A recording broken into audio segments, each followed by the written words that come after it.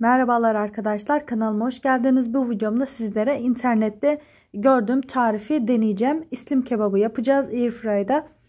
Bu şekilde temizlediğim patlıcanları alacalı şekilde ince şeritler halinde kesiyorum arkadaşlar. Bunları bolca yağlamaya özen gösterin. Çünkü patlıcan yağı çok seven bir sebze. Eğer kuru olursa istediğiniz tadı size vermeyebilir. Bunun için güzelce yağlayarak işleme devam etmenizi öneriyorum sizlere.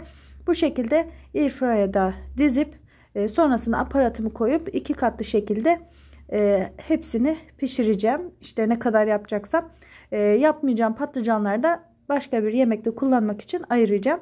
Bu şekilde arkadaşlar yerleştiriyorum. Bunları 200 derecede ayarlayıp 20-25 dakika kadar pişireceğim. Kontrollü şekilde pişireceğim. Çünkü her patlıcanın pişme süresi bir olmayabiliyor. İçerisinin köftesini hazırlamak için soğanlarımı güzelce doğradım. 100 gram kadar da kıyma kullandım. Yine maydanoz kullanabilirsiniz. Tamamen size kalmış içerisini nasıl yapacağınız. Eğer soğanları fazla koyarsanız arkadaşlar pek güzel olmuyor. Ben biraz fazla kaçırmışım. Bunu da buradan belirteyim sizlere. Buzluktan çıkardım. Yine 2 diş sarımsağını içerisine ilave edeceğim. Çünkü çok güzel yakışıyor. Burada arkadaşlar kurumuş patlıcanlara biraz daha yağ ilavesi yapıyorum ki o aradığımız lezzeti tutturabilelim. Çünkü kuru olunca patlıcan hiç güzel olmuyor. Tuz, kimyon ve biraz da çok az karabiber ilavesi yaptıktan sonra güzelce karıştırıyorum. Elinizle de yoğurabilirsiniz. Bu şekilde de yapabilirsiniz. Tamamen fikir amaçlı her şeyi yani detaylarıyla göstermek istedim sizlere. Kıymam biraz az geldi. Soğanım çok olmuştu çünkü. Biraz kıyma ilavesi yaptım. Burada da pişen patlıcanları ayırdım. Diğerlerini yağlayıp tekrardan bir fırına verdim. İçerisine yumurta kullanmak istedim. Çünkü ekmek kullanmadım. Tamamen size kalmış. Normal bildiğimiz anne köftesi de yapabilirsiniz arkadaşlar. Güzelce bunu şimdi yuvarlak yuvarlak yapacağım. Çünkü patlıcanı etrafına saracağız. Burada dediğim gibi soğanı biraz daha küçük doğramaya veya rende veya blenderdan geçirmeye çalışın. Çünkü pek hoş olmadı soğanı çok olunca. Burada diğer pişen patlıcanlarımı da dışarıya çıkardım. Bu şekilde fırınıma yani airfryer'e aldığım kalıbın içerisine bunları yerleştireceğim. Güzelce patlıcanımı köftenin etrafına sarıyorum. Üzerine domates ve biber koyup kürdanla kapatıyorum arkadaşlar. Gördüğüm videoda da airfryer'de yapan arkadaş bu şekilde yapmış. Videonun sonuna kadar lütfen dinlemenizi rica ediyorum. Çünkü internette gördüğünüz bazı şeyler gördüğünüz gibi olmayabiliyor. Bu şekilde dizdim arkadaşlar. Buraya kadar her şey güzeldi.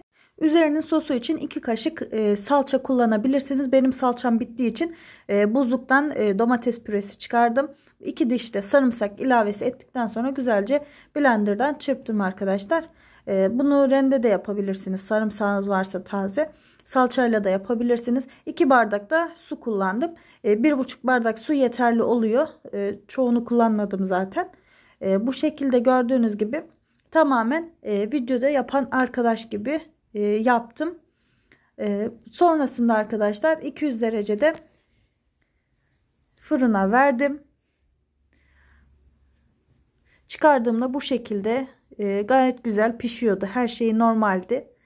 Çok da güzel oldu fakat ben bunu fırında unuttum. Yani biraz fazla pişti. Onun için domates ve biberleri yandı. Bu şekilde yine de güzel oldu. Yenmeyecek gibi değildi. Benim sadece burada eleştirim. Gördüğüm videoda arkadaşlar köftesini aynı bu şekilde pişirmeden içerisine koydu. Fakat şimdi sizlere göstereceğim.